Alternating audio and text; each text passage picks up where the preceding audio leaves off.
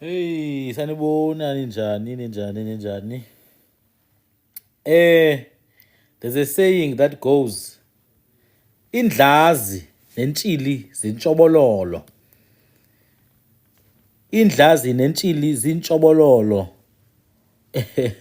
Who knew that such sayings would be connected to our celestial bodies? Our understanding of things has been influenced, unfortunately, by Western ideas, and we're gonna undo that damage. I, for some time, wanted to convince myself that maybe we lost all the information we had about past events. You know, whenever we talk about oral history, we always limit it to wars and battles and this king unalived that king, and nobody ever talks about natural events, floods, great floods that happened in the past. Why do we not hear about these things? Oh, there was an eclipse this year. Oh, a solar eclipse that year. Oh, there was a comet shower. Shooting stars came and had crater impacts in our country. We see the craters everywhere. but nobody actually gives us the oral accounts of this kind of history. I had to go and find something, I had to go and find something to say, my ancestors were there in the 1700s. I know they were there, but I need to know they were there from their own account.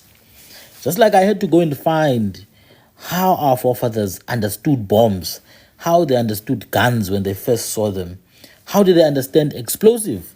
Interestingly, they didn't struggle at all because they understood the core ideas behind these technologies. So today we're going to have a look at a few things. One, the understanding of stars, star systems, and what they mean for our life. What do they mean for our understanding of time? What do they mean for our understanding of, civil life, working, taking breaks? Did we have anything? Did we have holidays? Stuff like that. But we're also going to have a look at, how things were recorded. You will see the indigenous mind is amazing. But let me play just one last bit of this song that I was playing here. And then we can just get started. Please share the live if you can.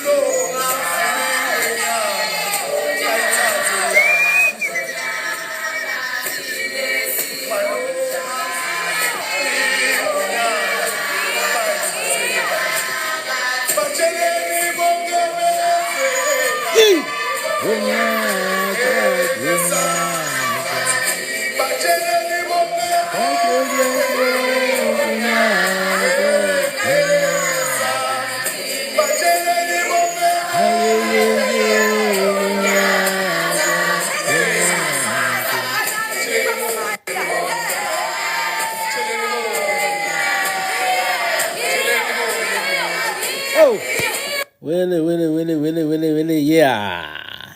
Oh. Angodusa madoda amaswati. Angodusa.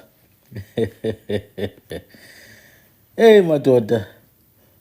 Mfene zimabutho ahlukana xa kuthubela ilanga. Hlathela ingothiwa sele livutha lothiwa zimfene kuba imfele zibaninilo. Wena ubhushulaze uhamba ngezandla wondlala ingca. Mntu wakulo mayikana wakulo vimbisi wakulo geqa amatshe wakulo rhwala emgodleni. Awu madoda ndiyakhahlela ndiyabulisa ndiyabingelela ndithi makube chosi kubele kukhanye. Thank you Blue Moon, thank you Making Money. Ndithi makukhanye bantwana bahle bantwana begazi. Today I want us to look at something. I do understand sometimes, we don't always understand each other. But it's fine. The kind of work I do is the kind of work that requires consistency and patience. Sometimes people don't understand what you're saying to them. They don't hear you. You are speaking when Amara, they don't hear you. But you guys will have noticed over time. I need to change my background. These people, they go crazy when it's not changing. In recent times, what I do is I try to talk about time as much as I can because it's one of the 4 dimensions in the space-time continuum. Time is very important as a factor. We need to understand exactly how it relates to us as an indigenous people.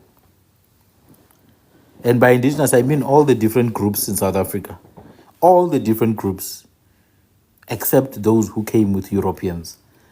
All the other groups are indigenous African peoples. Whether you are Mosotho, Motswana, Mopedi, Mulubedu, Mulemba, whether ulimpondo mise, ulimpondo, lixesibe, ulibomvana, whether you are Ngwane or Ngwe or Zulu or Ngwasembo, Kumalala, Kumatonga, or Ngumxhosa, whether you consider yourself Kora or you consider yourself Kui, we are all indigenous people. So the idea of indigeneity has nothing to do with our different political structures and bloodlines. Because at the end of the day, one thing is guaranteed, we all come from the same source. Absolutely, there's no doubt about that one. All science proves it. And anyone who goes against that goes against truth because it's true. Now, we need to understand the people of South Africa are the people of South Africa. Amazulu did not come from somewhere else, guys. I sometimes I see people, they are unable to fight with Amaxhosa because there's some obvious things about Amaxhosa that are known generally. But also people like Mandela, make it easy to fight for Amaxhosa. No, Amaxhosa, they belong here. Look at Mandela. Amaxhosa don't belong here because of Mandela's looks. No. They belong here because they belong here. With or without Mandela's looks. With or without. People don't belong in South Africa because they have light skin. Or they do not belong in South Africa because they have dark skin. We can't think like Neanderthals here. We have to be an advanced species like our ancestors were. We cannot think about these things like Neanderthals. You can't thumbsuck reality into being. The indigenous people of this country are indigenous because of their indigeneity. And that is because they originated here long ago. But even more than that, our people belong here because they are human and they've been here as far as time. But beyond that, our political structures, and I call them political structures because most of the identities we are stuck with, no, we just started.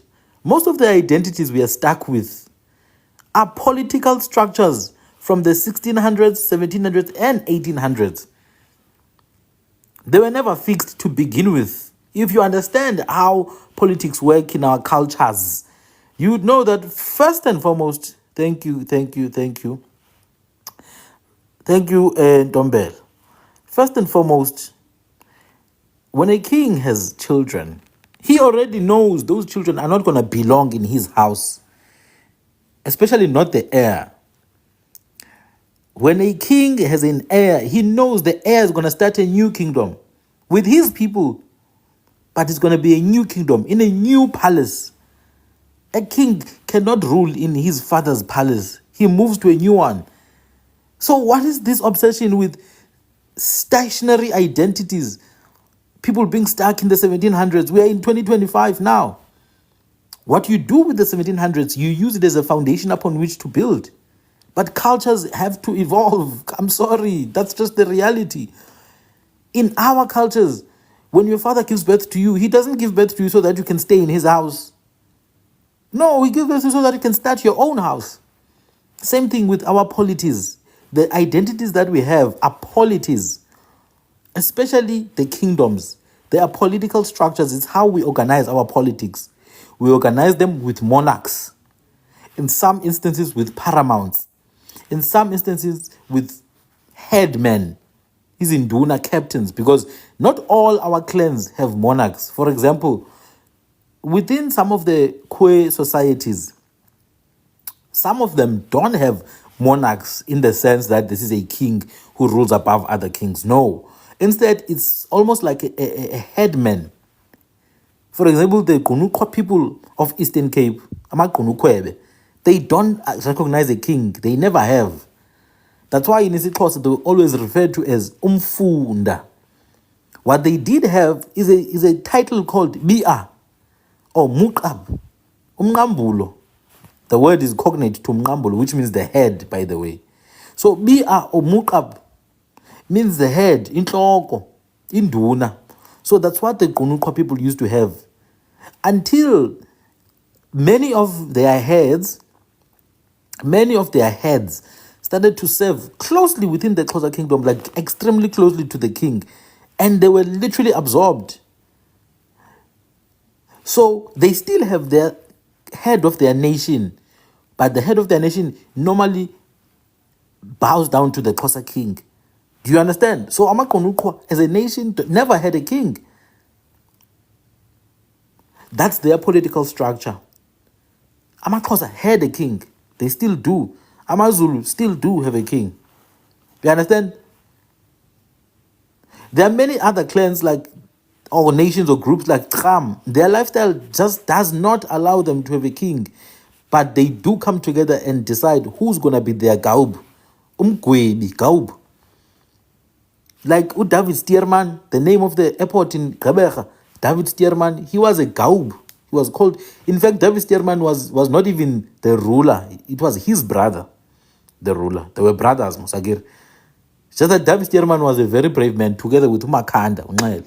Anyway, what I'm getting to is that these are political structures and they're not inert, they're not static. So you can't, I get shocked sometimes. People are like, oh no, in 1652, Jan van der Beek found this group called the Kurikikwa in Cape Town. So I'm the Kurikikwa king now in 2025. I'm like, hi Bonjan. You can revive that identity and celebrate it, but you can't then lie. You can't lie now and say you are the Kurikikwa king, Empress Valerie, let's see. You're taking all the royal names you've heard of. Soon there's going to be a Shaka that's going to rise. It doesn't work like that. That time has passed. There's a new time now. You can revive the traditions and all that, but you will never go back to that time. Unfortunately, it's not going to happen. So I like how Isilo Samabandla KwaZulu, uMisuzulu, Indlulamiti, has recently moved some of the events like Umhlanga from Enyokeni to his palace, because that's how a king rules anywhere. Awukwazi as a king to rule in your father's place. That is known now as Indlu Yeqiba, your father's place. Indlu Yeqiba, you leave it, you move to a new place, etc. This is a fundamental part of our political structure. So if kings have to move on with time, how much more about commoners? How much more? Why are people stuck in 1652? Do you know why? Because the parasite is inside their heads. Ever since the Neanderthal landed, our people can't think beyond that. And this is what I'm trying to make our people to understand. You have to think beyond. There are other groups, for example, in the Eastern Cape, I can mention Amagcina, the people of Steve Biko, or Kamelo Nogwindla. These people, they were never under any king from their clan. They did have a head, in Inkosi. But it was not a king because Gumfunda. What I think happened, I think over time, Abatembu started to, absorb them.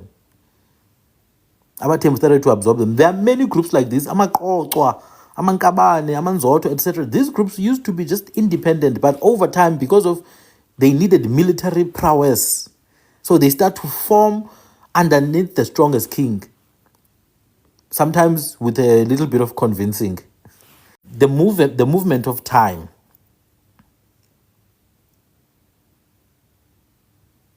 The movement of time is shows no mercy to no one, yabo. And if you choose to be stuck in the 1600s on things you don't even know, and most of the people who claim are not even the actual descendants. They may have one ancestor from 800 ancestors, one ancestor who came from that group. Anyway, so I think it's very important to understand that one thing that's static, though, one thing that cannot change is your bloodline. That one cannot change. Your bloodline cannot change because those are the people who gave birth to you. Your father stays your father. Whether you get married to another family, whether you marry someone from another family, but your father remains your father. So your clan name now cannot change. But your clan name doesn't exist in isolation. That's why you must know your mother's people and her mother's people and etc. etc. I've always emphasized this. Okay? Go as far back in the generations as you can. I promise you, the deeper you go in your own lineage, the further back you go. And don't just go just so that you can know the clan names. Go and understand the history. My clan name, Dugumfen. My mother's clan name, Kumanzoto. Amanzoto, I've done so much in-depth understanding of those people. I can never hate Umzoto or look down on them anymore. They literally made me. But my mother's mother, Umampehle, Amampondomise, Okaba, Shonkomo Zbumvu, Baglo Ibeka Waglokani. Now I have to go deep into understanding who these people are. Whereas my father's mother, my grandmother, Amantlani, Amampondo. Now I need to go deep. So already it's 4 different nations and I'm only one. And that's just one generation up. The next level I go up to now, I'm going to be exposed to 8 more generations from various nations. And then the next level, 16, the next level. So by the time you get to the 6th generation, and I want you to go deep. That's how you will free yourself. That is how you will free yourself from being stuck in the system of the parasite, the system that forces you to be boxed. Because you feel boxed now. No, I need to identify with this specific thing and not that one. I'm this and I'm not that. The only thing you are truly is your bloodline. Everything else over time changes. That's why it's important to understand in depth. But also, because you want to build with your people, you don't build by being ignorant. You build by going to understand. Not being stupid, but trying to understand. And I promise you, the history gets better. The further back you dig, it gets just better. You realize that no, man, we had industry. We could mine. We could forge tools. We had craftsmanship. We had basketry. We knew how to make our own utensils, crockery. We could make everything was 100% black owned. People cry about black owned now. Everything used to be 100% black owned. Everything, water, air, forests, these things that they call nature reserves now. Everything used to be 100% black owned. So you need to take yourself back to those times by actually learning the true version of things. So let's start here. Ati Amazulu, around the month of September, which is called Umandulo. It used to be called Umpandu, or Umpandulo in some places.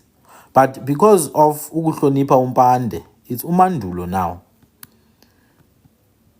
Because of his Ihlonipo, it's Umandulo. Now Ukwandula is to lead forth, is to be ahead of, is to begin. Ukwandula. But Umandulo itself, thank you, making money. Thank you, sir. In Umandulo itself, there's a star called Isandulela that can be seen in the southern hemisphere around September. This star can be seen in the southern hemisphere around September. Hey, thank you, making money. Amazulati Sisandulela or Inchola. Now I may the accent. Hey, baqalile abathakathi baku-TikTok. But there's no movement in the screen.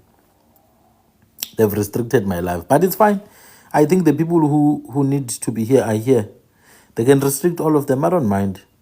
I'll just move my lives at some point. I'll just move them to elsewhere. So, AmaZulu, this star is called Inchola or Isandulela. Isandulela. Now, ukwandulela, as I said, is to lead forth, ukuqhuba even. For example, a cattle who steals, a thief who steals cattle is called Iqubangomo or Inchola. Same name as this star. I believe both names, Iqubangomo and Inchola, I believe both these names belonged to the star, were used. Thank you, Making Money. Really appreciate it, my brother. Really, really appreciate it. These fools are busy restricting my life this side. So, kuthiwa this star, it appears before the morning star, Ikwezi. Now, you would know that Ikwezi is actually the planet Venus. The Ikwezi is literally the planet Venus, the morning star. And just before the morning star appears, there's another star which is very bright in the month of Umandulo. In the month of Umandulo, which is September, it is the brightest star even. This is called Inchola or Isandulela. Now, I've actually found out that this star is called the Spica, Spica. You're making money. No, makangapezi, makaqhubeke. JJ, don't be a bad influence here. No, making money must keep on gifting. Agir. Chini madod. Uyamnqanda. Yeah? You must clap for this man. You must clap for him. You know that? Hey. So, this star precedes the morning star. That's why this star is also called the preceding Isandulela. If you go now to the constellation Virgo or Virgo, the Virgin, basically. If you go to the constellation Virgo or the Virgin, you know these names most. Yeah, this one. The constellation Virgo. There's a star there just below the moon. If you look just below the moon, that star right there is called Spica. In isiZulu basibiza ukuthi sisandulela, which means the one who comes first. It comes first compared to which one? To the planet Venus. It shines more in the early hours of the morning. If you look on the west side, way more than the planet Venus. Thank you, my brother. Thank you, Making Money. Appreciate it so much. Appreciate it, man. So, if you look at the star, Spica, you can see that it shines just below the moon, especially around September. And how did then the Zulu people come to know this? And they knew it precedes what? It precedes the morning star in appearance, Venus. If our people were these lazy K words that they call us, yabo. These lazy K words who don't have no concern about the stars, they're not concerned about understanding geography, they are not concerned about understanding geomorphology, they are not concerned about understanding aquatic life. How did our people get so much knowledge about stars and water systems and rocks and even different types of winds? You know what? People understand that there's different types of winds. They know that there's a warm wind called the Berg wind, which compresses down through a descending valley or slope, and it becomes warm. And this wind can even cause felled fires. Guess what they call this wind? They call it umopo. Or in isiXhosa, umopo and ulopu. This is why you get the saying in isiXhosa, isala kutyelwa sibona ngolophu or ngomopo. Athi amaZulu, isala kutyelwa sibona ngomopo. Because isala kutyelwa, isala kutyelwa is someone who refuses to be told, refuses to be advised. Kuthiwa sibona ngomopo. Umopo is the hot wind, strong hot wind or heat wave. So those who refuse to listen to instruction will only realize once they are deep in trouble. But for the fact that they created a saying,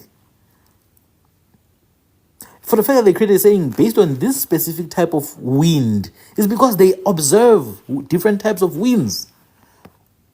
There's another type of wind, umsinga, another type of wind, umhlengethwa, which has specific characteristics. They are not the same, these winds. Other winds are descending down, other winds are rising up, other winds move westerly, other winds move easterly. Our ancestors observed these things. Just like they observed the different stars. So this one, Speaker, the one just below the moon in the constellation Virgo, it's literally called Isandulela. Inchola, which I believe the word Inchola is probably related to the word in isiXhosa, Intlola. Intlola, remember, is the person who goes first before the army attacks. So before the army attacks in a Xhosa war, there are few guys who are sent first. They are called Intlola. What do? They go and bayahlola. That is, they assess before the actual army attacks. And even the actual army has different groups. They've got different groups. They've got Iqawuka, they've got Inchinga, they've got Umkhosi, they've got Iqoqa. But I'm not going to discuss that. I'm just saying, I think the name Inchola in isiZulu is some kind of isihlonipho for Intlola. That is, the one who precedes the other. Isandulela. Isandulela, what does this star precede? It precedes Venus. So Isandulela Khwezi is this star. And it's connected to the time of Umandulo, September, which is connected to the beginning of spring, in which Tina we get what? The spring equinox. And in which what do we start doing? We start with our planting season. So it's an absolutely important time in an agriculturalist society. It's an absolutely important time. So this star will be shining a lot below the moon before the planet Venus appears this coming September. So if you're somewhere in KZN or even in the Eastern Cape, you should be able to see this star. And you will know now what it represents. So you come and tell me, no, our ancestors don't know nothing. No, they knew everything. Inchola, no, isiZulu. isiZulu. Intlola ngesiXhosa. Our ancestors had knowledge about these things. The problem is that you were fed the lies that our ancestors were busy unaliving each other. I agree, that's what A.T. Bryant was feeding us. I know these tribes were busy unaliving one another. They were busy unaliving one another, these tribes. So there's no way they had this kind of knowledge. Thank you, Ntombela. There's no way they had this kind of knowledge. They were unaliving each other. We came to save them. No, you didn't come to save nothing. You came to steal. So I thought I should start there. And I don't want to hear nothing. Anyone telling me, oh, you came from somewhere else. Nobody came from anywhere else here. Now, that is not to say, as humans, we are not connected to other indigenous African groups, because we are all Abantu in the broader sense of the word, not in the, genealogical sense, but in the broader sense, as opposed to animals, singabantu. But strictly speaking, we are Southern Africans. Yeah, we are Southern Africans. You don't travel from North Africa to Southern Africa and build strong civilizations, strong polities, strong kingdoms by 200 AD, 600 AD with archaeological evidence. You don't do that. If you travel between the continent, you need a couple of 100 years to rebuild. So already, but purely from the available evidence, archaeological evidence, from that alone, it shows ukuthi baxoxa. Instead, the true recorded history of people leaving South Africa going north is the one they are not telling, because that's what we know. People actually left South Africa and went north, went to Mozambique, went to Zimbabwe, went to Namibia. People left South Africa, went to Malawi, went to Zambia, went to Angola. Yes, we have our people in Angola there speaking Kwe and Kwadi. We've got our people in southern Tanzania from South Africa, not the other way around. It's not a theory, this one. This is confirmed, testable, and confirmable data. But that one, nobody wants to talk about it because it doesn't serve their interest, and their interest is to confuse. It is to confuse. So you need to be very wary of these people. Now we move. We move to the next group of stars. And this one, I see them every night. I see these ones every night. It's these 3 stars and the 4 stars around them. These 3 stars, the Orion's belt or the Hunter's belt. These 3 stars, in isiXhosa we call them amakroza. Amakroza or amakroza, umakroza. Ukukroza ke in isiXhosa is to form a line. It's to form a line. Ihlelo, ukwenza ihlelo. In isiZulu it's called izimpambano or impambano. Interesting. But that's literally what Orion's belt is called in isiZulu. It's called impambano or isiphambano. No. Impambano or izimpambano. These stars, Orion's belt. In isiXhosa amakroza or umakroza. In Kho, they are called Khankukwa, which means the Elands. Literally, it means izimpofu in Kho. In Kora, sorry. They are called izimpofu. If we are these primitive people, why do we even have names? We literally have a register, a repository with names of stars. Hey, these people,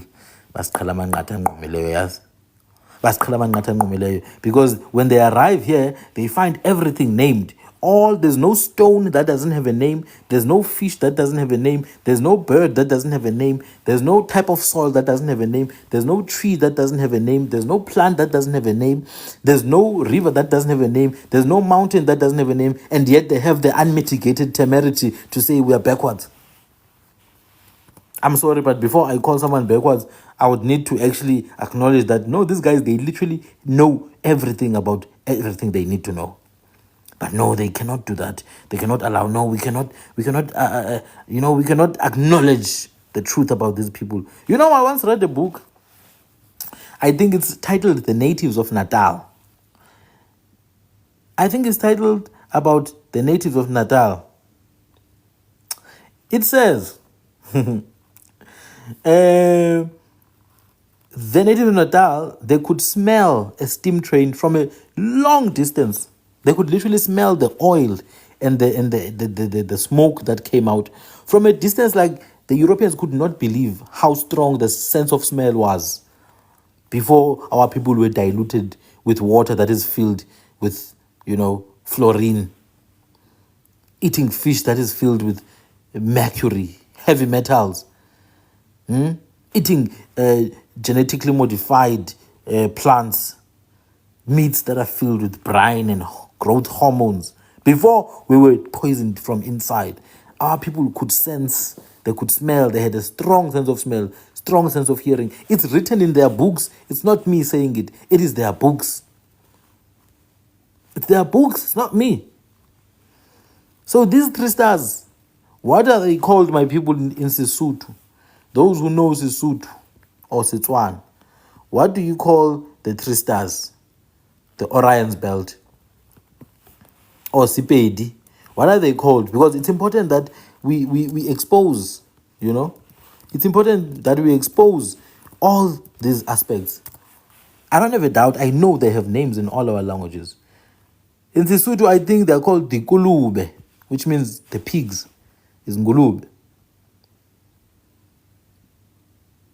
I think they're called Dikolobe. That's what I think. I'm not sure, but I think that's what I've heard. It's important now that our people actually start, digging deep into our star lore. You see, when I search about history, I don't wait. I don't only study the history of the wars and the battles and my ancestors are great because they were fighting. No. They were great in the mind, not just in the battle, in the mind, Baba. Our ancestors were clean, man. Not only were they great, they were literally clean. They were clean. So, Dikulube in Basotho languages, Khankukwa in Khora languages, which means the Ellens. Amakhoza in isiXhosa, which means the row. Impambano in isiZulu, which means the ones that cross over. Now, the out of these stars, if you zoom in, if you look on my top right, if you zoom in into the Orion's belt, you will see there's one red star. One of the Orion's belt stars, one of them is actually red in color, because stars have colors, and planets as well. The red one is actually called Constellations. No. The red one is called Qom, like Qom. It's called Qom, which means tortoise. Ufudo. Tortoise. This red star is called Qom, Ufudo. Tortoise. It's called tortoise, And then the 4 stars surrounding the Orion's belt, because it's surrounded by 4 stars. Ne? Those 4 stars, these 4 stars, they are called Khankamiros, which means the Ellen stars. Inkanyezi zempofu, basically. That's what they are called. Khankamiros. Kamiros means little sun. Kam is the sun. Ikam, ilang. Kamiros. Ros is the diminutive. It's not a piece.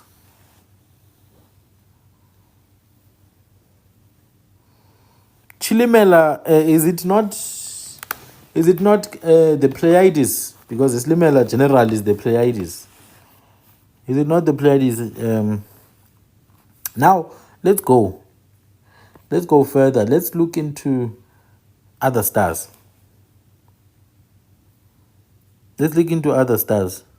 Oh, these are other stars. Ne? But let's look into the Pleiades. Islimela.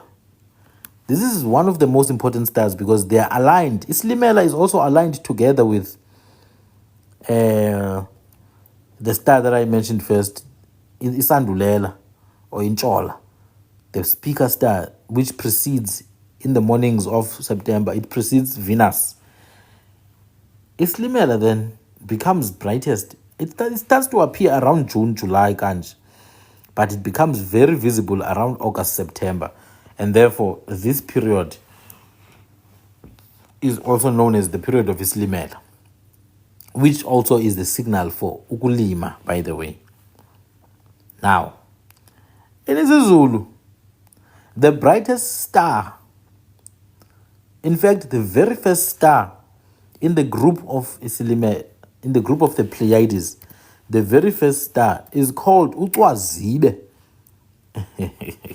I like it because eMaxhosa, we have a star called Ucanzibe, which is Canopus. We have a star called Ucanzibe, and that is Canopus.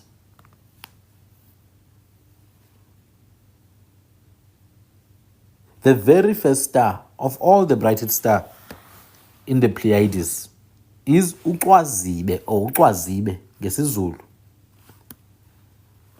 Ucwazibe or Ucwazibe ngesizulu.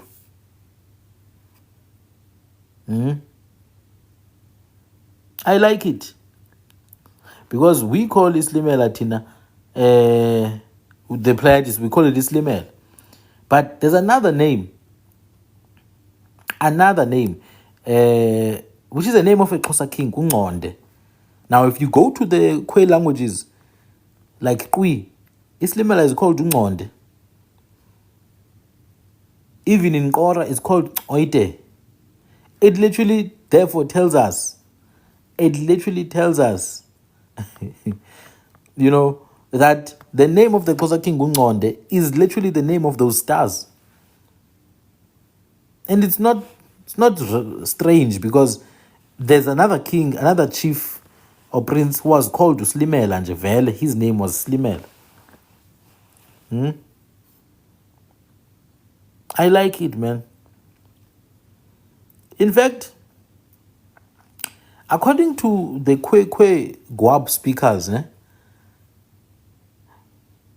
the Kunuseti were the daughters of Tigwab. Tigwab is Tig. It is related of them that they once said to their husband, "Go and shoot those 3 zebras for us. But if you fail to shoot, do not return." So the husband went with 1 arrow and shot with his bow. He did not hit and set because his arrow had missed the zebras. On the other side sat the lion and watched the zebras and prevented the man from picking up his arrow. And because his wife had cursed him, he could not return. And then he sat in the cold night, shivering and suffering from thirst and hunger. And the Kunuseti said to the other men, "Ye men, do you think that you can compare yourselves to us and to our equals? There now we defy our husband to come home because he had not killed game." This is talking about Orion, the Orion's belt. Remember, the Orion's belt is the hunter's belt. You see? It is the hunter's belt. So the Kwegowab speakers are saying in their mythology that actually the Orion's belt belonged to an ancient hunter, which if you look at the stars, they literally look like a hunting man. I'm going to show you now. So people are like, "Oh no, the Greeks were the first civilization." No, but people in the desert are literally telling you about what the Greeks consider, what makes them the best civilization. In the desert of the Kalahari, the people already know this. So where did the Greeks get this information? Because in Africa, it's already known, in the desert, in the Kalahari. And this is what I've been trying to show you, that these people, there's nothing advanced here. This is stuff we already know. Look at this.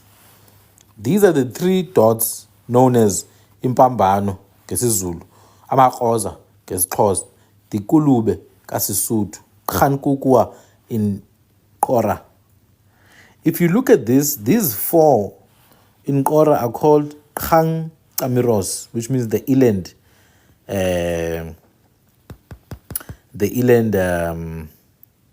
Stars. But if you look here, it looks like a bow of a hunter. It looks like a hunter's bow. This is literally why it's called a belt, because this is considered to be the upper body. This is considered to be the lower body. So this is a belt. Amakroza, Impambano, Dikulube. And this is the bow in a hand. So it's trying to hunt here. In indigenous mythology, it's hunting what?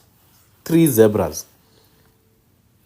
Now, where do the Greeks get this knowledge of theirs that they are so proud of? We are the first civilization. No, they're not. They stole it. Go to ancient Kemet. That's where they take this stuff. And ancient Kemet, its source is from Central Africa. The source of Kemet is Central Africa, where the Nile River begins.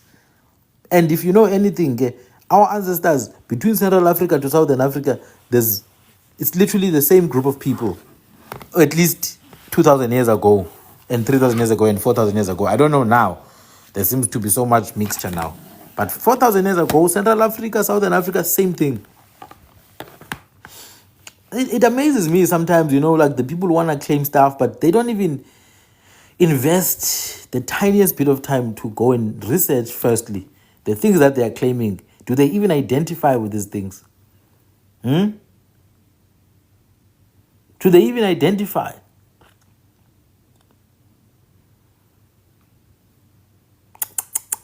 And you know, the nice thing is that all these groups that are seen as primitive, they've got the most elaborate understanding of these things. The most elaborate understanding. Like can you cannot believe.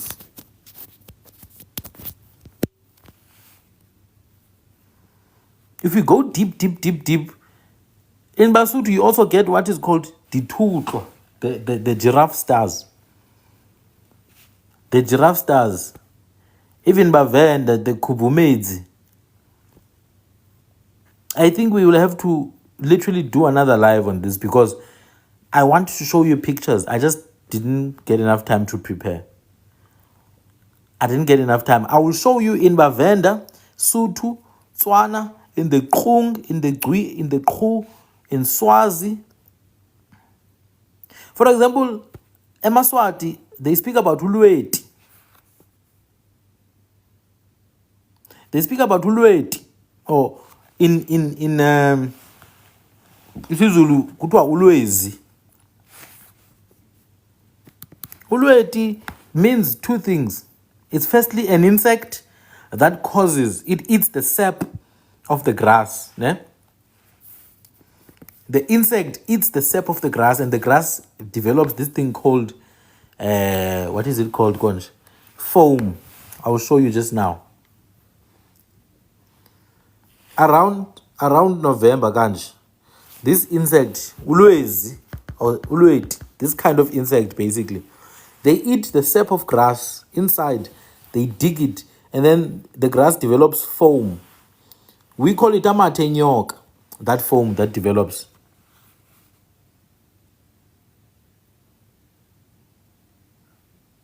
We call it amatenyoka.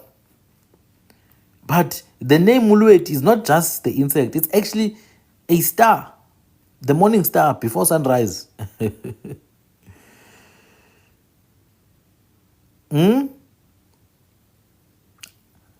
So when you say Ulueti as the name of a month, it's not just the month, it also refers to a star.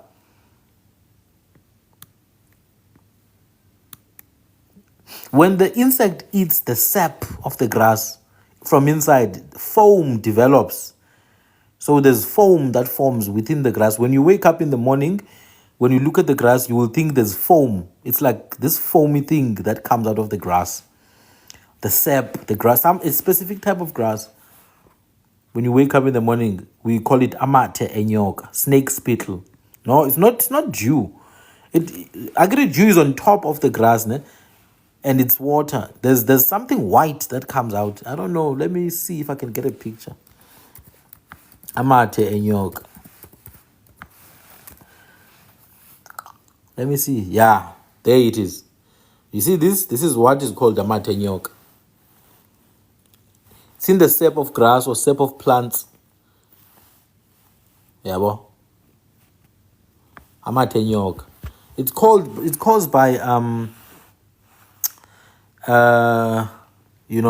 some insect, cicada, always. But the key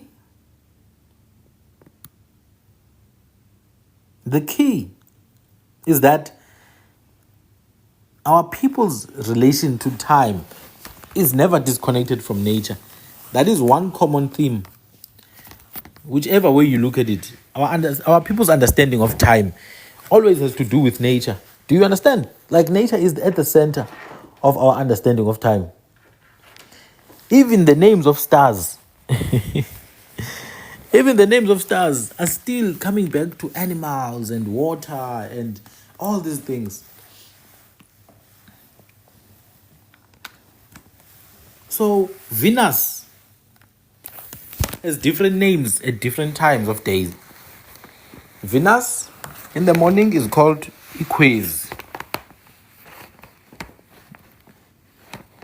Venus in the evening is called Istelankobe. Same star, different names. Now let's look at other stars because there are many different types of stars. Let me start perhaps with the with the Qora names. Venus at night is called Tse Kamoros. Tse Kamoros. Tse means evening, by the way. Tse is the evening. Kamoros is a star. So Tse Kamoros is literally the evening star. Do you know about a star called the Southern Cross? I think we need 5 hours for this. But I'm just introducing the subject now. I'm trying to demonstrate that for you to revive your ancestral knowledge, it's not just about wars and battles and tribes and all these things. It's not just wars and battles and tribes and all these things. It's also this kind of stuff. See? The Southern Cross. This is the Southern Cross.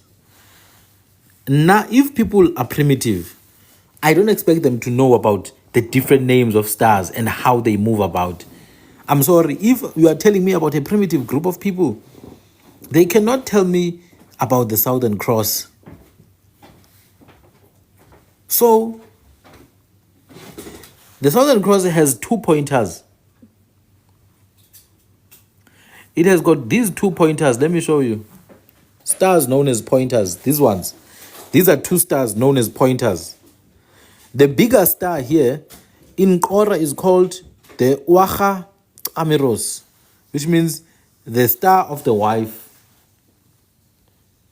The larger star is known as the star of the wife.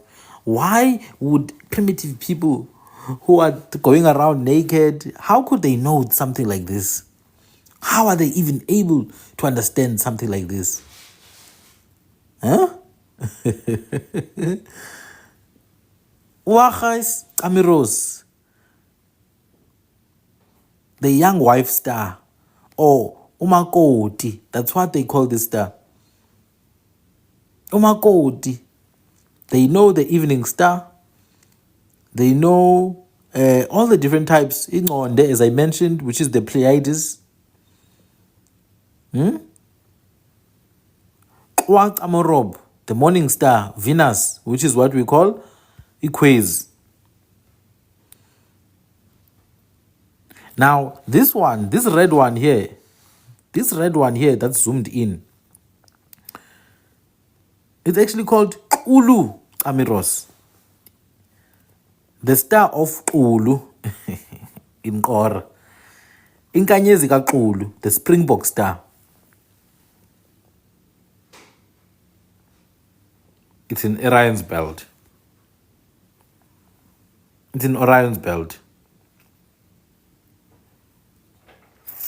I agree. Science and physics and astronomy and all these things, they have to be studied in native languages, because then what you achieve with that, first and foremost, it's inviting to the indigenous people when you use indigenous languages.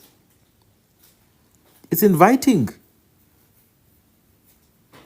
It is literally inviting. When a child hears a star called Impambano, do you understand? They already understand what it means, Impambano. Amakhoza, Dikulube.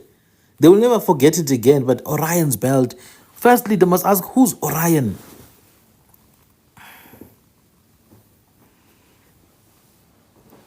So this is going to be my work for the next few whatever time, until I feel like it's time to move to a different subject. I'm going to be trying to explore all the different laws of our ancestors. Laws as in Lore. But perhaps let's go a bit further. I want to show you something. I wrote this, by the way. This is me. I wrote this 2024. Indlazi nentshili zintshobololo. Indlazi nentshili zintshobololo. Now, indlazi is a bird. It's this bird. It's the speckled mouse bird. This one is known as indlazi. I want you to notice something. The tail.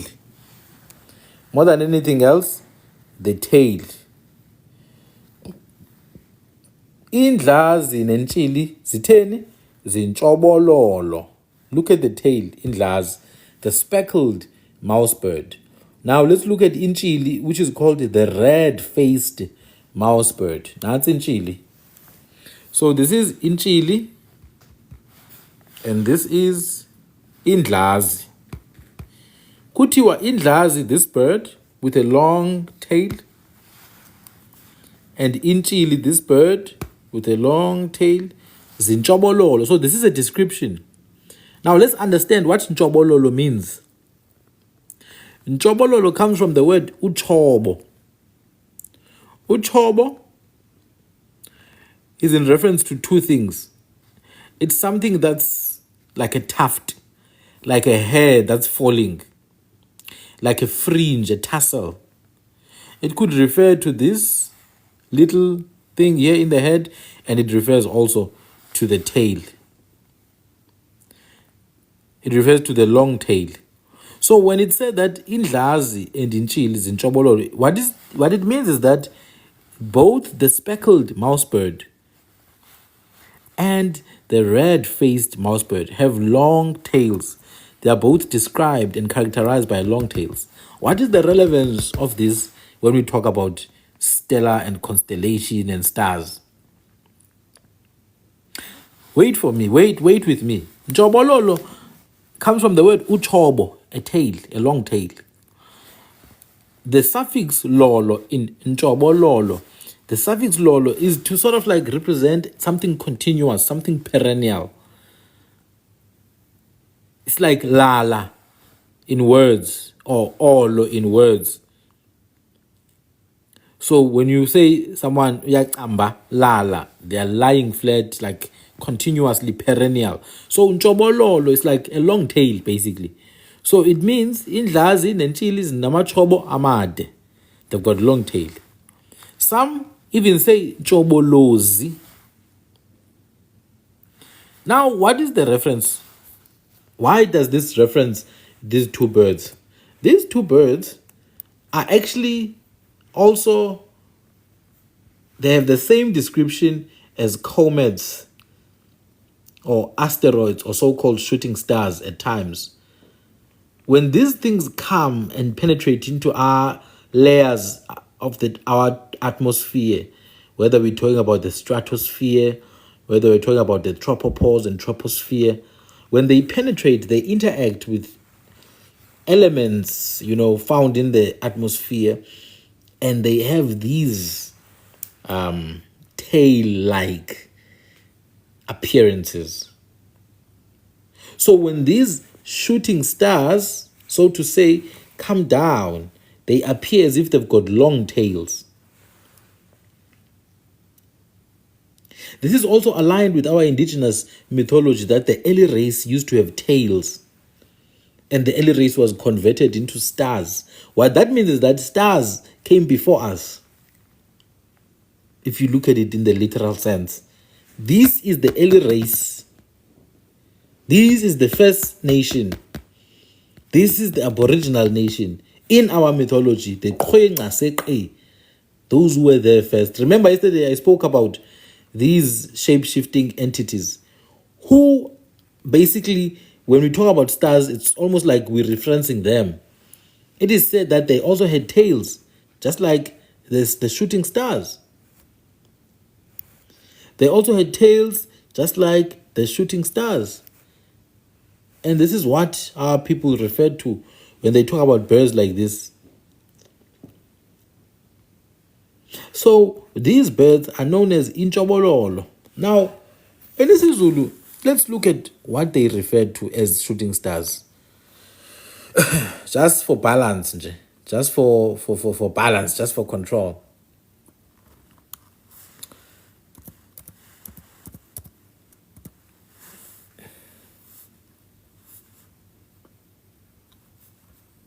Just for control, give me a minute. Because if then our people say Indlazi, Nenchili, Zinchobolozi, then I want to know now. I want to know, how did they then record events that include shooting stars, asteroids? Because we see a lot of impact craters here.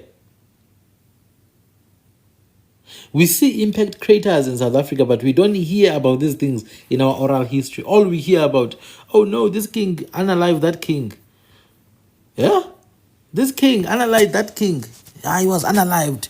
My ancestors unalived yours. I'm stronger than you. That's all we hear. That's all we hear. Why can't we hear about, in my culture, we record stars. That's why the nabelungu bafika bathi nina ngqondo nini. You guys are supposed to be slaves for us. So stop fighting. Let us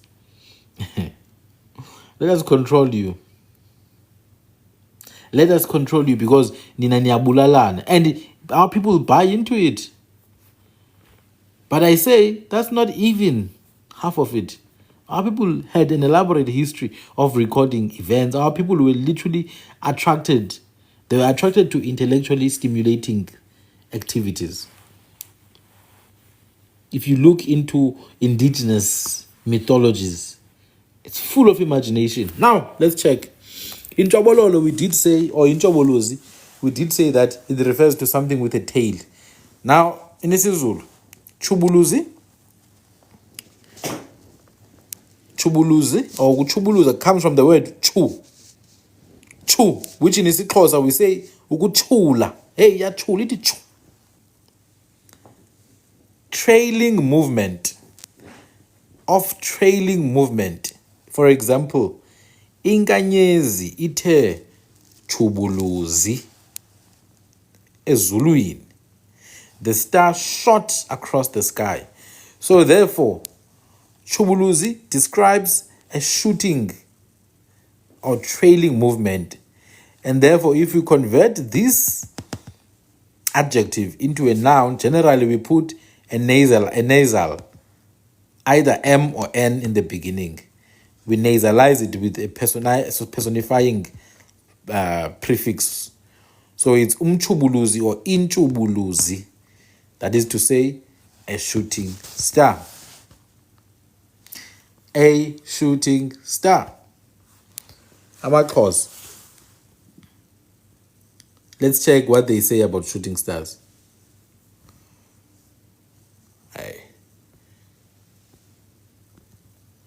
Let's check what they say. Because I think it's very important that we record this part as well of our history. You see, they've got this word, Inchakacholo. Inchakacholo, the year of meteors, comets in 1884. But the description that is given here about something into enchobolozi, this description that is given here, indlazi nentshili zintshobololo, amaZulu athi intshobolozi, which is shooting star. So that is to say then this bird's appearance and this bird's appearance are reminiscent of this star's appearance. And if you can look at it, you will see that it makes sense. Look at this tail here, this long tail, and look at this long tail. So the beauty in our ancestors' way of looking at things is that they see nature in everything, because nature is in everything. And that, for me, I respect. I respect that. Now let's read what I wrote here. This is a saying based on the long tails of these birds, but I was once curious when I learned that the year 1884 was referred to as Inchobololo in isiXhosa. The year 1884 is referred to as Inchobololo or Inchobolozi then in isiZulu. That is to say, the year of the shooting stars. Which year? 1884. At this time, not even Bantu education has begun. So our people are supposedly uneducated. Understand that the word refers to long streams of tails. But it was not clear what the reference was to. I later learned that the year 1884 in isiXhosa was actually referred to as the year of the meteorite, which is comets. I learned that this is in reference to the July-August meteor showers of 1884. So this is something that happened in 1884. Let's go and check if there's anything online that allowed our ancestors to refer to 1884 as the year of meteorites. Let's just check online. Maybe we'll find a clue, that, because this is how you do research. You don't do research by arguing with brown aboriginal online. You don't do research by fighting with TikTok wannabes. You go and find the truth. When you speak authoritatively. No one's going to come to your comment and speak rubbish because they know you're going to embarrass them. Look at this. In July and August of 1884, the Perseids meteor shower, peaking in mid-August, would have been the most prominent event. Do you understand? The Perseids are known for their swift, bright meteors, often leaving long, luminous trails. While other less significant showers may have occurred, the Perseids are the most notable in this period. There it is, guys. So what our ancestors called the year of meteorites. And it says they were colorful because there's iron that they are reacting with, there's magnesium, there's nitrogen, oxygen, there's calcium. So there was a meteorite shower. Inkwenkwezi ezintshotsholozi. That is to say, shooting stars. Inkwenkwezi ezitshotsholozayo. When they say shosholoza, this is what they mean. These stars, they are tshotsholoza. These meteorites, these comets, they are tshotsholoza. Inkwenkwezi ezintshotsholozi. In 1884, our ancestors recorded it, and they called that year Inchakacholo or Inchobololo, which means the one that is full of amachoba. Inchobololo, that is amachoba, the year of amachoba, the streaming tails. Come on now. 1884 is the year of the streaming tails, based on the trails that these comets are leaving behind them. That is the year 1884. I wrote this in 2024. So in July to August, it peaked mid-August. These would have been understood as shooting stars. That is to say, inkwenkwezi ezintshotsholozi. In appearance, they seem to be fireballs with fiery tails. That is to say, chobololo, because fire tail is a choba. It is true that our forefathers were always aware of such events, and they have names and memory of all such events. This can be seen in the nickname of 1841. Now, this is 1841. This year has a nickname. I've gone and researched and found it. It's called Umqa. Umqa is literally a line. It's a line. Chocholoza, actually, the original lyrics used to say, Istimela Spume Rhodesia, which is the old colonial name of Zimbabwe and I think a part of Zambia, which is northern Rhodesia. So it was a steamer train. Remember, istimela is a steamer train. Steamer, stimela. Steamer, stimela.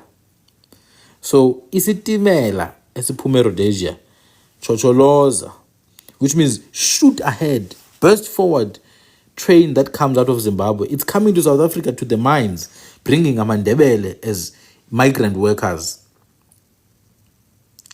That is a train, istimela. Amaxhosa call a train uloliwe from the word railway. Railway, loliwe.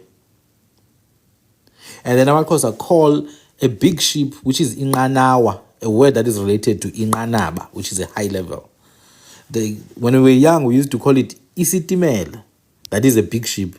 Also because of the steam that's coming out. Steamer. Anyway. The year 1841. Remember, this one is 1884. Ne? There were big meteorite showers in July to August, but they peaked around August. Now, 1841, I found out that it was called Umqa. That is to say, the line, the strip, in reference to an earlier comet shower sighting in South Africa. Now, let's go and find this. Let's go and find this comet shower sighting 1841, South Africa. Let's go and see if AI is going to give us anything here. Okay, I need to comet showers 1841.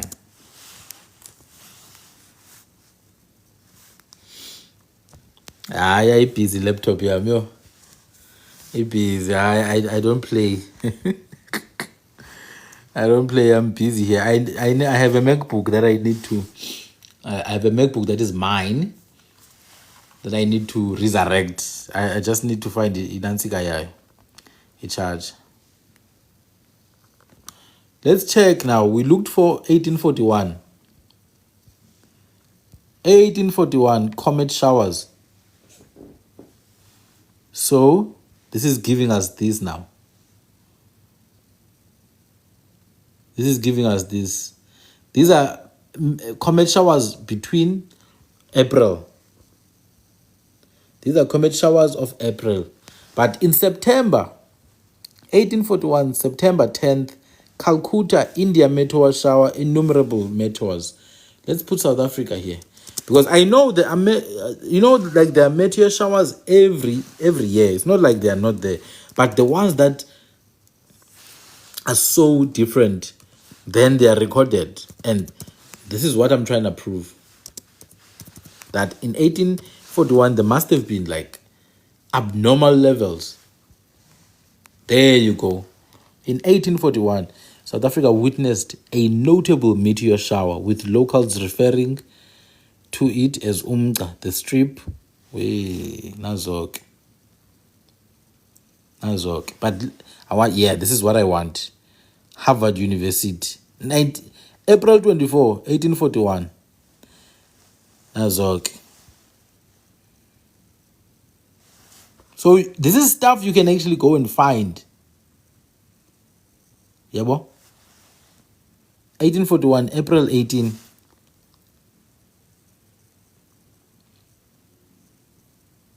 So, thank you, Kumgan. So, when we talk about things like this, it's to say to you, when as an indigenous person, I want you to actually believe this history. I'm not trying to convince Umlungu to believe this history. No, I'm convincing you because it's yours. It's your history.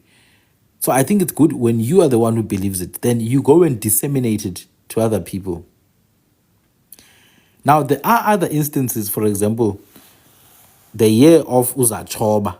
Uzachoba, same name. Uzachoba is the one who has many tails, Amachoba. Unyaka kaZachoba, the year of the shooting star, is another name of one of the years. I think this is probably in the late 1800s or early 1900s, the year of Zachoba. We name now the bubonic plague that happened in Southern Africa. In isiXhosa, we name that year Ububani, which means death. So I've given you 3 to 4 big events that happened in the past. And we named them in our languages. We recorded that time. We know the meaning behind them. But you'll never read about these things in school books, because school books have the need to convince you that, no, when you are just a naked African in a desert. But also you have people from West Africa, people from Europe, people from Asia who have the unmitigated temerity to come and tell you that you guys came from Central Africa, when they're actually the ones who come from somewhere else. We've always been here. We've got unlimited amount of history to prove that. I don't want to go too deep. I want to stop here with this one, but I want to show you something. That sometimes the same people who think they can come and insult us, we know what they are up to. I will show you something quickly. We know what they are up to. We know what they are doing. Hey, man. Those there, they are busy claiming Kubala. Their countries are filthy as hell. Look at this one here. He's smiling and happy, eating a crocodile. Look at this.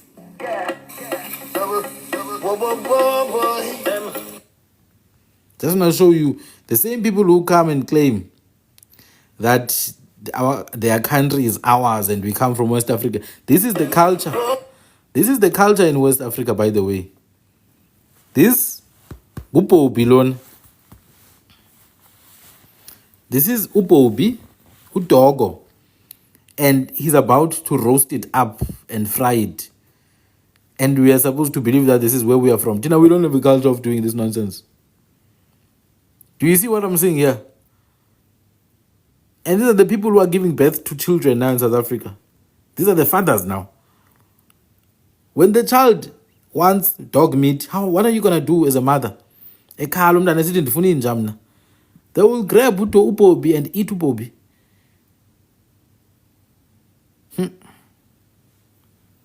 Let's continue watching. Look at that, upobi. Look at that. You see why it's very important to understand what you're doing. You're busy giving birth to people you don't even know. When the child of this person cries and says, I want some dog meat, guys. I need dog meat. Me want dog meat too. What are you going to do? And I'm showing you this because people gotta know what they are getting themselves into. It's no longer mlume bobi mlume. Kulunywa ubobi now. Bobby is the one who's being lumed. Tinas, we normally we are used to Bobby doing the lumbering. No, they are lumbering ubobi. And because the numbers are increasing in our country, abandabanje, now dogs are gonna start being hunted for isishebo. Nangu ubobi yahlanjwa. Look at that, uqam. Jongu, hey, jongu uqamu. Uncumile nangu jakalash. Look at that. He's so happy he's gonna have mincemeat today. And it's not poverty, I'm sorry. Because you can see this boy, uhlambile, clean. He can just use the same energy he used to get to Qam.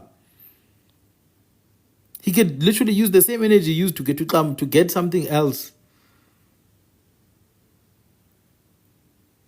Blue Moon uzonyamezela. You zobekezela. I get these videos for you guys to enjoy. So that you see, sometimes when we are fighting on these lives with these people, it's not because we are intimidated. Far from it, actually. Far from it, because I can't be intimidated by people that I know thoroughly. You know how I study things. I study things thoroughly, not at the surface, not because I'm angry. No, I study things thoroughly. I can. Let me just play the video.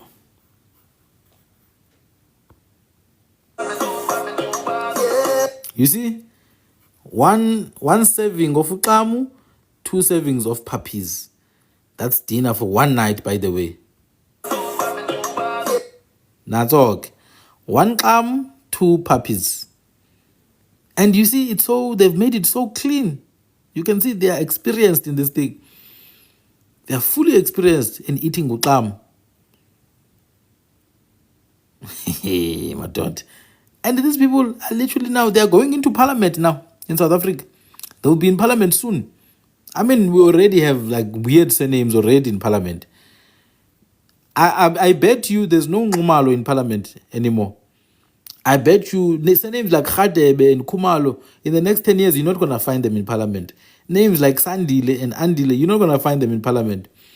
It's Chigagaradzi and Chengedziwa. Who are these people? Who are these? There's a minister called Chikunga. What is... guys, Chikunga. Chikunga. I would never tell a lie to you. You see, Yambonu Butcher. You see that butcher's sweat? Look at that. And he's making content. He's not ashamed. He's making proper content. It's not just the Chinese, Baba. In Central Africa and West Africa, dogs are being eaten. They are being bribed. And it's not just dogs, by the way. Nabantu. I will show you, don't worry. Uzawona, they eat abantu, these people. Because I believe in the truth. And I just want to live good. I don't want no dirty secrets fighting me and you. Boy, I could only drive one Yazibona isibindi zenja. Yazibona isibindi zenja. It's my first time seeing isibindi senja. Who has time uqhaqhinja? Akhupha amathumbu. Who has time to do that? Ninja, if you feel like you go and throw it away or you bury it. No, I'm showing it because so that our people can understand. I'll just show 2 minutes, 2 seconds. But I still want to. But I still want to. Look at that. There's dogs there outside, Shem. They don't know that they're going to be supper at night. Because everything is balanced. Right through life, what we want is balance. Be a good wife. I think it just got mixed now with egusi soup. I think they mixed that crocodile, that lizard with egusi soup.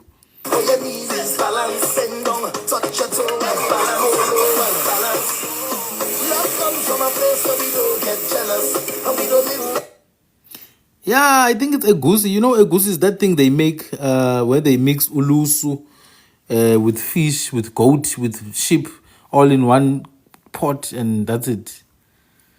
They mix everything in one pot. But let me show you another one so that you can see. And you can see it's not AI, Mos. You can see it's not AI. Look at this one here. It's an interesting one I have here.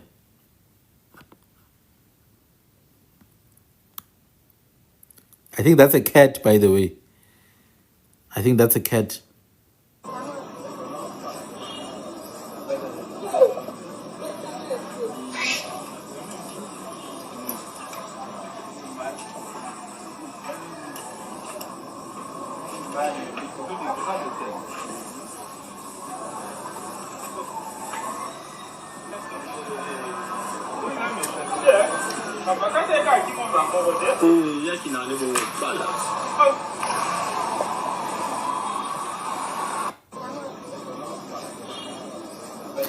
He sees a cat. He sees a cat. He sees food.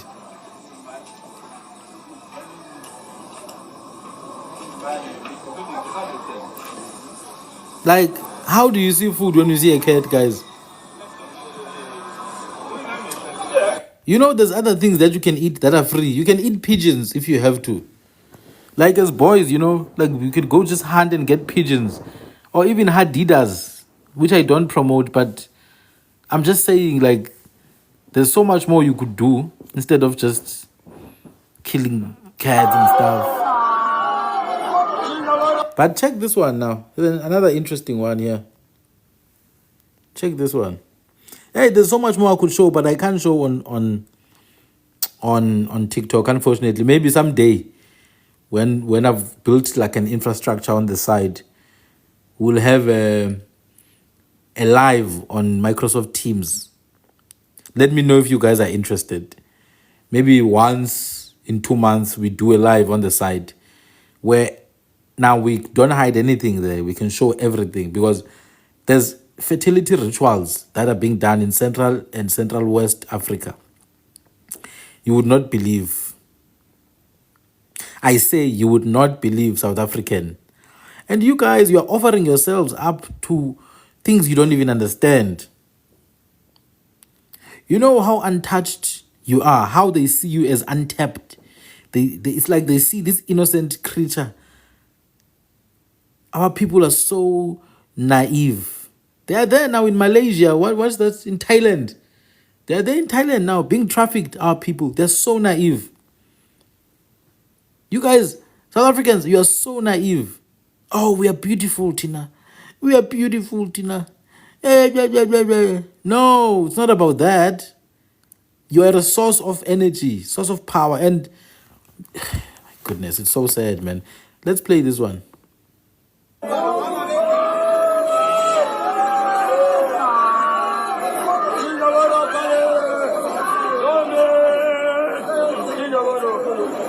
By the way, kudliwa umuntu manje. Utyiwa umuntu ephila, efile, inyama yomuntu.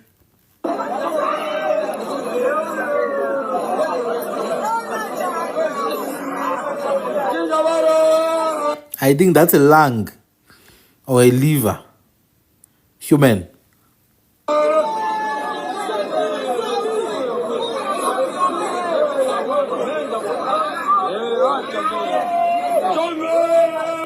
Then can you see? I think they bride him. I think they bride this person. It's not a movie, this thing. It's not a movie, guys. I think this is like a marketplace or something. I don't know the country. It's probably somewhere in the West, though. Definitely West Africa.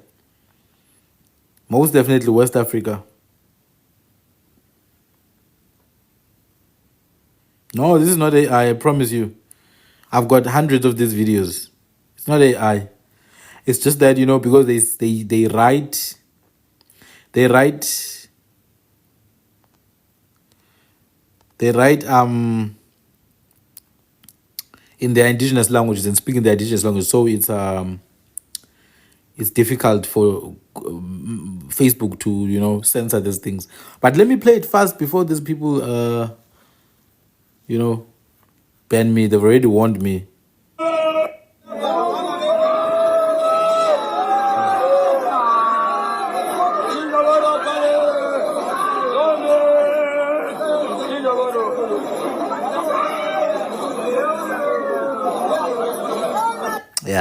Yeah.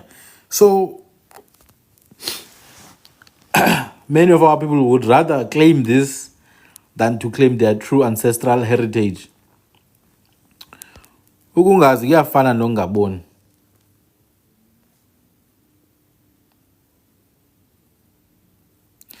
Ukungazi kuyafana nokungaboni.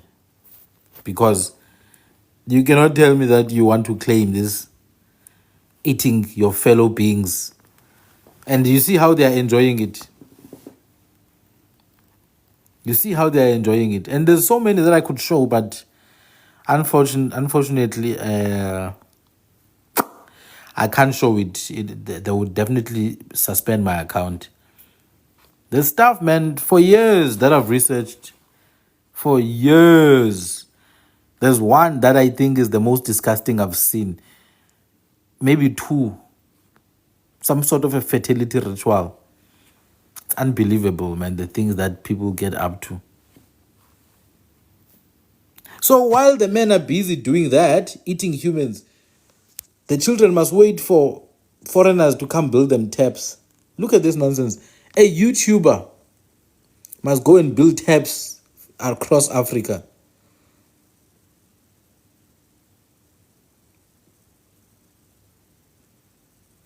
A YouTuber must go build taps across Africa.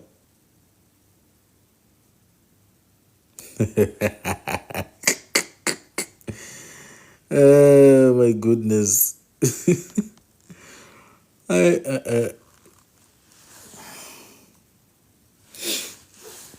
Cake Sangara. We had cannibalism in our own society. That was probably like 200 years ago. So now we must not criticize cannibalism. This is not just cannibalism. This is like it's part of tradition. It's done in the open. You do know that the cannibalism that happened in the Maluti was a sect of fringe people. A sect of fringe people, many of which were from the Amabel.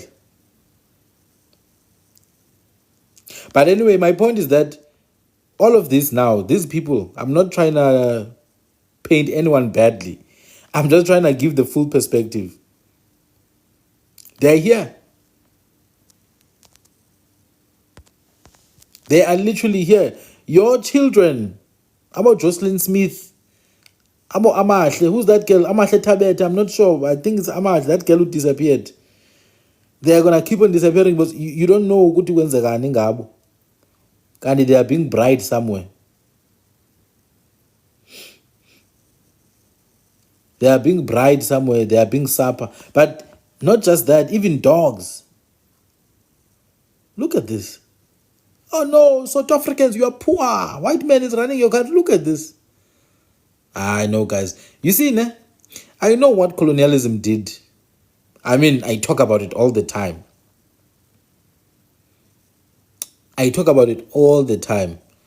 But one thing colonialism didn't do is to stop you from cleaning the place where you stay. The people who did cannibalism in the Maluti were some bandits, like people who had abandoned civilized society. So they abandoned civilized society. They were no longer under their